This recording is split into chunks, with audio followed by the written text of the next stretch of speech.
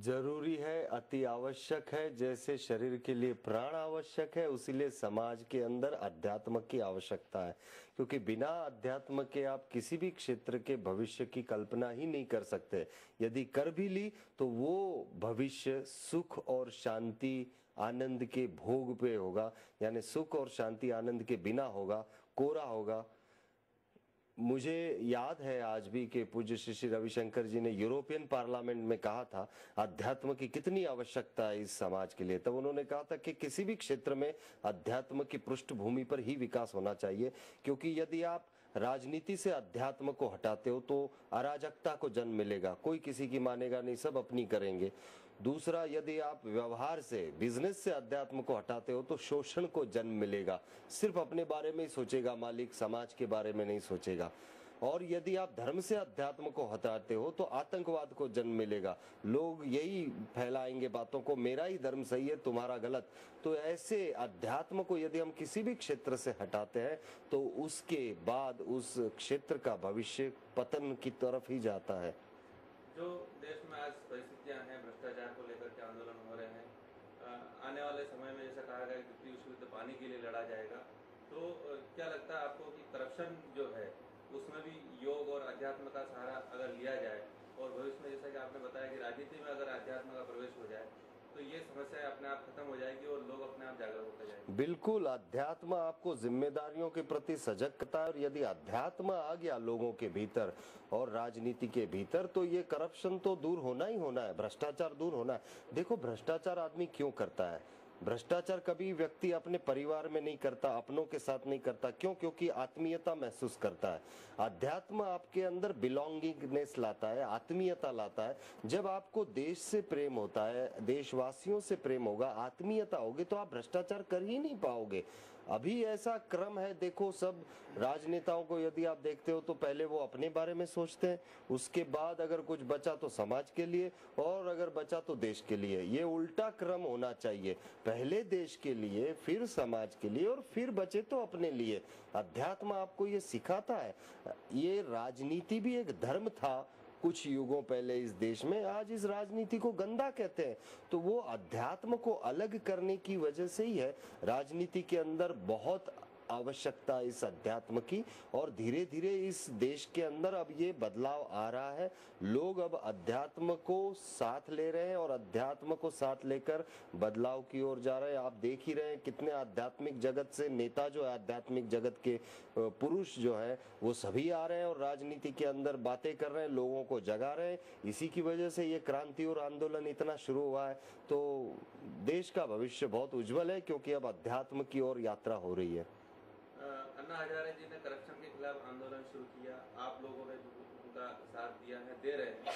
अब क्या लगता है आपको कि इसमें और लोगों को अब जागरूक करने की जरूरत है, और ये एक जो आंदोलन छिड़ा है, जो मीडिया और सबके सहयोग से पूरे देश भर में इसकी हवा चली थी, तो अब लोगों को क्या चाहिए कि सेल्फ मोटिवेशन अगर लोग खुद करें कि करप्शन हम नहीं करेंगे, इसके लिए क्या जो संसद है, विधानसभाएं हैं, उनमें या बड़े हाउसेस हैं जहाँ पे जन प्रतिनिधित्व होता है, वहाँ पर लोगों को आप सिखाने की कोशिश करेंगे कि आप खुद इसकी शुरुआत करें?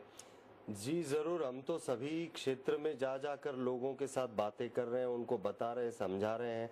और अपने आर्ट ऑफ लिविंग के लगभग देश के हर राज्यों में और हर शहरों में सेंटर्स हैं, उनके द्वारा भी कई कार्यक्रम चलाए जा रहे हैं।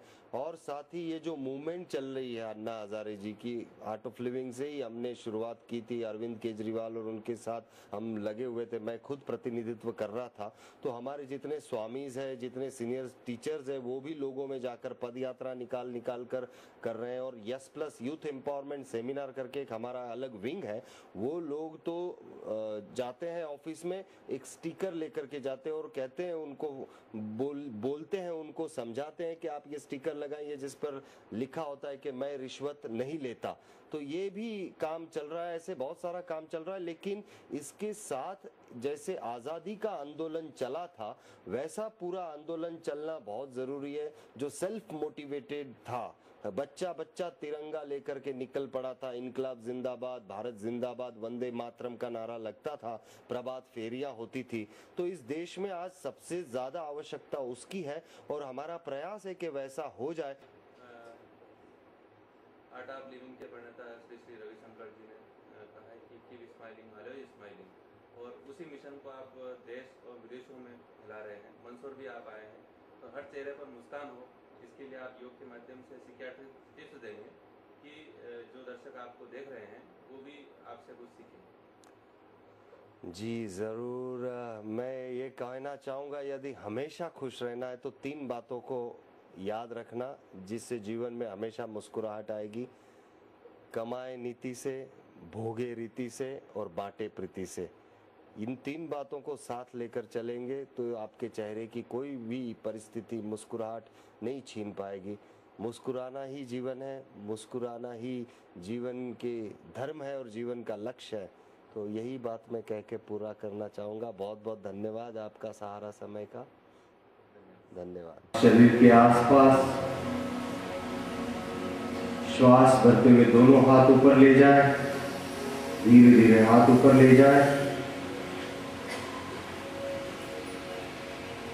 श्वास ले छोड़ दे, श्वास ले और श्वास को छोड़ते हुए धीरे धीरे आगे दीवार को छूने के लिए जाए। स्थिर हो जाए, आंखें बंद कर ले, श्वास ले, श्वास को छोड़ते हुए धीरे धीरे आगे जाए और पैर के पंजे को पकड़ना करें और स्थिर हो जाए। याद रहे घुटना सीधा ही रखें, पैर के पंजे की उंगलियों को चेहरे की तरफ खींचें।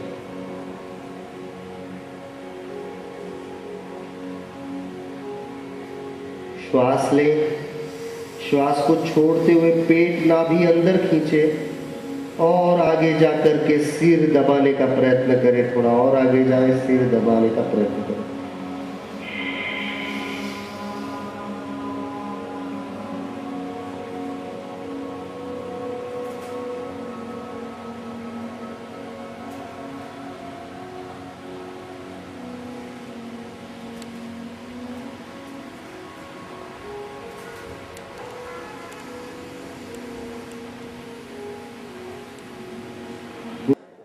योगा करने से एक तो दिन भर स्फूर्ति रहती है, कॉन्फिडेंस रहता है, मन में एकदम उमंग और उत्साह का वातावरण दिन भर बना रहता है और दिन भर एनर्जी फील रहती है।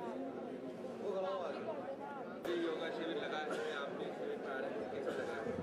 हमको बहुत अच्छा लग रहा है। यहाँ पे जो पहले हमने बेसिक कोर्स किया था, बहुत से आसन उसमें हम कर भी मतलब जहाँ तक नहीं पहुँच पा रहे थे, श्री श्री योगा में अपने शरीर को वैसे मोड़ना अच्छे से, बहुत अच्छे से हो पा रहा है श्री श्री योगा में।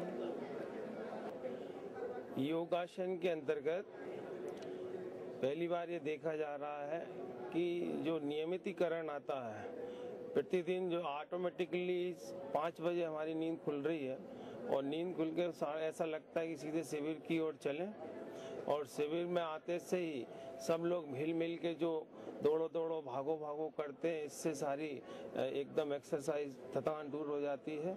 और शिविर का जो प्रशिक्षण दे रहे हैं वो भी बहुत ही अच्छी तरीके से सबको टैकल कर रहे हैं और अपनी स्पीच के द्वारा ये भी बता रहे हैं कि हमको कैसे अपने जीवन में सुधार करना चाहिए। और उन्होंने आज जो कहा कि भाई सारी जगह कारपेट बिछाने से अच्छा है कि अपने पैरों में चप्पल पहन लो, यही अच्छा है। सारी जगह बुराइयां ना देखें, अपनी बुराइयों को दूर करें, अपने शरीर को स्वस्थ रखें, यही एक शिविर का लक्ष्य है और ये बहुत बहुत अच्छा लग रहा है मेरे लिए। नीलेश माहेश्वरी जी बताइए, किस तरह से चेंज अनुभव कर रहे हैं? 2 दिन से यहाँ शिविर में मैं आया हूँ तो जीवन में काफ़ी परिवर्तन नज़र आ रहा है। दिनचर्या में योगासन से बहुत अच्छा अनुभव हो रहा है और एक जीने की एक कला का एक नया तरीके से अनुभव हो रहा है।